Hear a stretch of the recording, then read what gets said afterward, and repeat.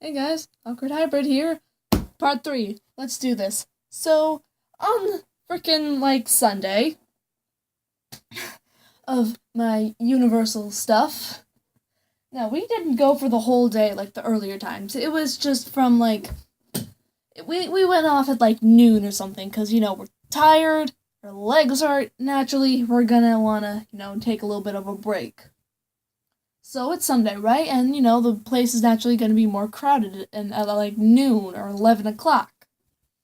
So we don't have as much time to go places. Now, I think out of everything that happened, this was the least eventful day because there's only one highlight that happened. I'm getting something from behind the camera, so give me a second here. Yeah, so we split off again.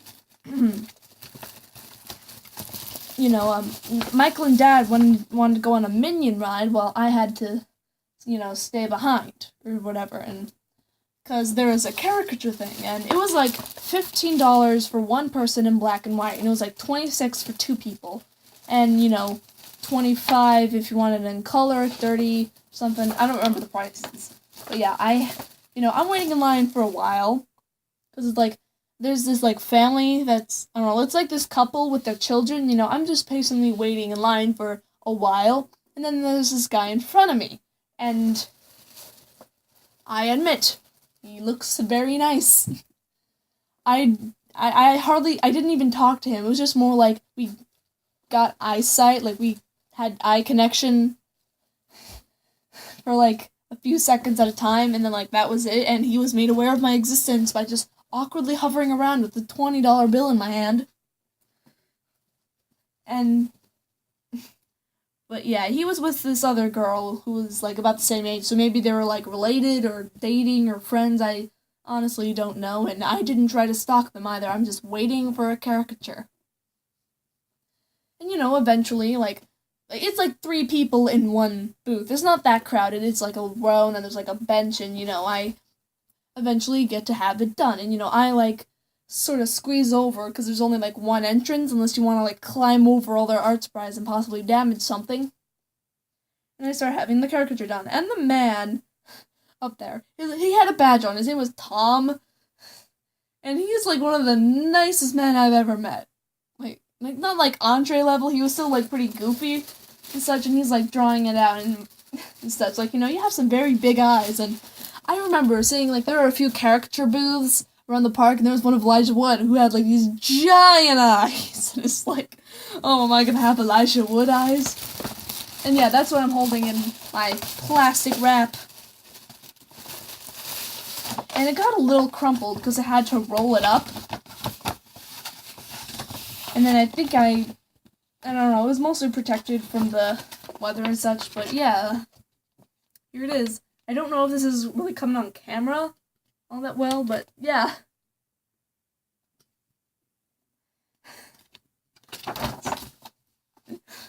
It was pretty fun to wait, and the family next to me, I don't know, again, it was another couple who actually pointed out, you look like the girl from Frozen, and I was oh, thank you, and yes, it was probably the only highlight. And then, okay, that was about the end of the story, but here's more stuff. My family and I split off at 4:30, and we planned to reconnect at 6 o'clock. 4:30 p.m. to 6 p.m.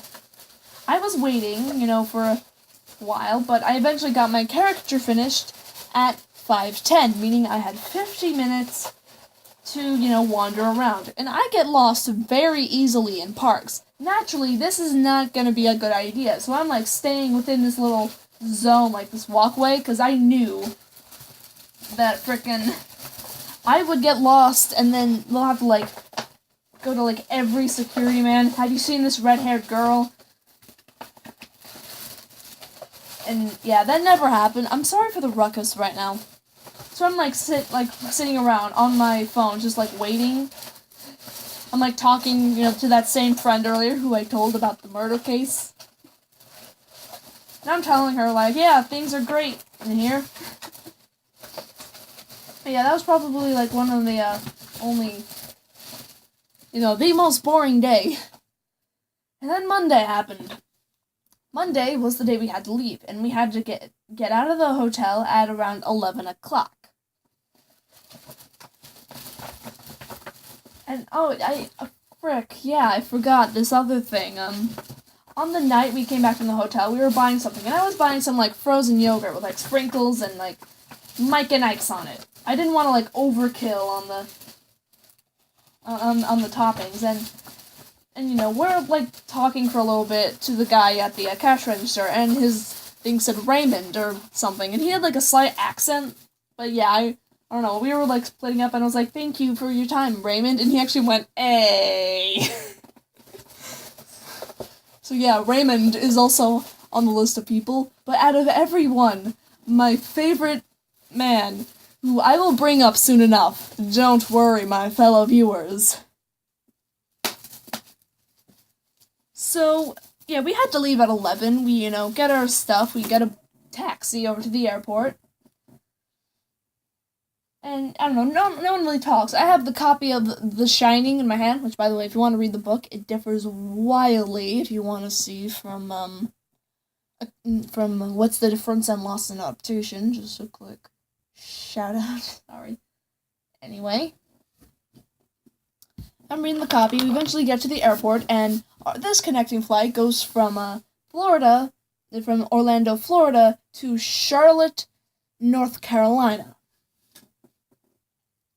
And, I don't know, when you think about it, if you ask me, I haven't checked any maps recently, so I'm probably going to be incorrect when I say this, but it seems like a longer distance from North Carolina to Oregon, but you know what, I'm not going to complain about it. We can't really make any changes now, can we? It's just you know what, I can deal with this just fine. And on the flight, I'm just thinking, maybe, this was the pilot's first time, because it was some serious turbulence. How did, the flight attendants, manage this so well? They're just, walking down the aisle, hey, you want some soda? You want water? You want a Ritz cracker? How did they deal with that so good? It's, perfectly balanced. Their cups do not shake until it reaches the tray and the flight attendant lets go. Then the water starts, vibrating, I swear. This was, its own roller coaster on its own. How,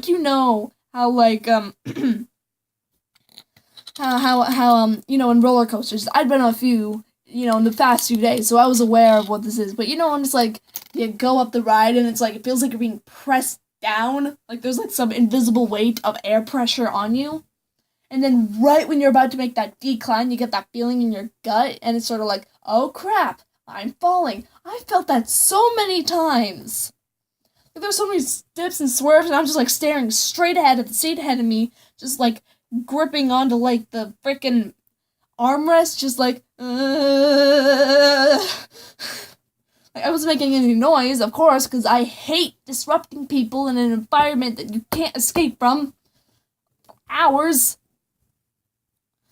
But yeah, it was a little scary. And then, we go to North Carolina, and then we're waiting for the plane, and then there's this baby, and she wasn't, sobbing hysterically. No, she was very happy, and she is very talkative. But yeah, out of all the 3 flights, me, my dad, and my brother all had to share one row. This was the first time that we all got separated. I'm in the second to last row. In between these 2 strangers, Michael is right up ahead of me in the middle seat as well, and my dad is on the other side of the plane a couple rows ahead. So it's here, here, and then here, or let me mirror real quick, here, here, and then here. Now, the people I am sitting in between, they were roughly the same age, vastly different people.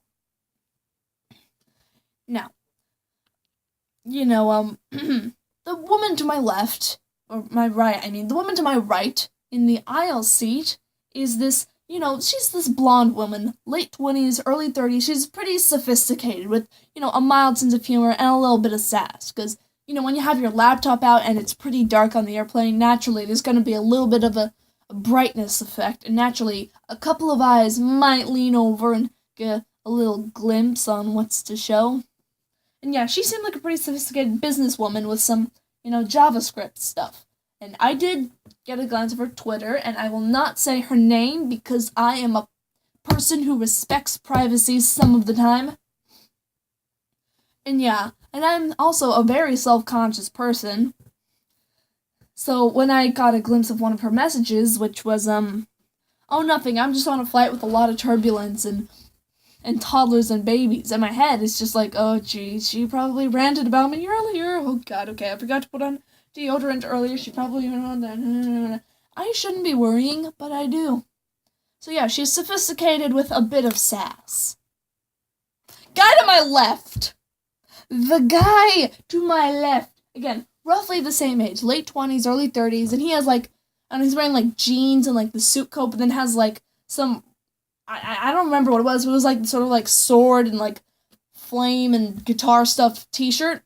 And he has puffy curly hair, so it's a little bit of an afro.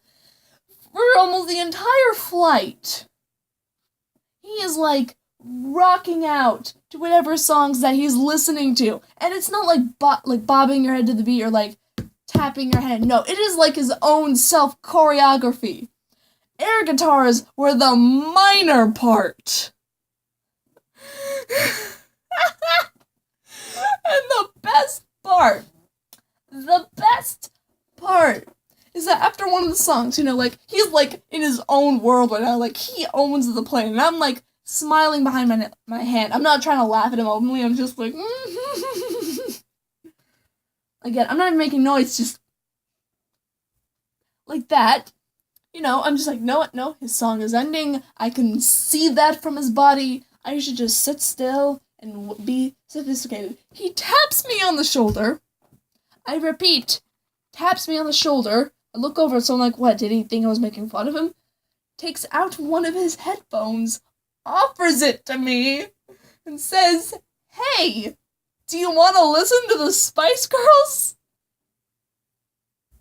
This is what I meant earlier when I said you don't have to believe me on this. This really happened. And again, you have full permission to say, oh no, you're obviously lying. You have full permission, okay? Just know he is one of my favorite people, and I don't know his name. I was too scared to talk to him. I mean, suddenly he offers a headphone, hey, wanna listen to the Spice Girls? And it wasn't the sense that it's oh, I'm a young female. He probably assumes that. No, he followed up with, I love music, but hey, you don't have to. And it's great, now I have to. So, I'm sure, I'll listen to it. So, I stick the headbud in. This isn't his actual headbud. These are just mine. I'm trying to use a visual. So, I stick it in, and it's a pretty good song. I can't put a title on it because I'm not a Spice Girls fan, and I'm just, nodding my head, tapping my finger on my phone to the beat. And again, and he's just, his own dance moves, and it's just Again, one of my favorite people, but when, again, he's just dancing, and he's, owning this plane, so I, take it out and say, thank you for the song, and he's no problem, and just continues on.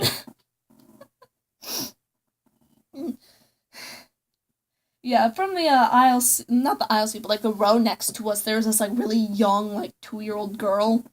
I don't know, when she woke up from her nap when the plane landed, yeah, she was, pretty upset about it, and she ended, flailing out, ended up hitting the blonde woman, and her mom was you just hit this nice lady, and it's oh no, it's fine, don't worry about it, I could just smell it off of her.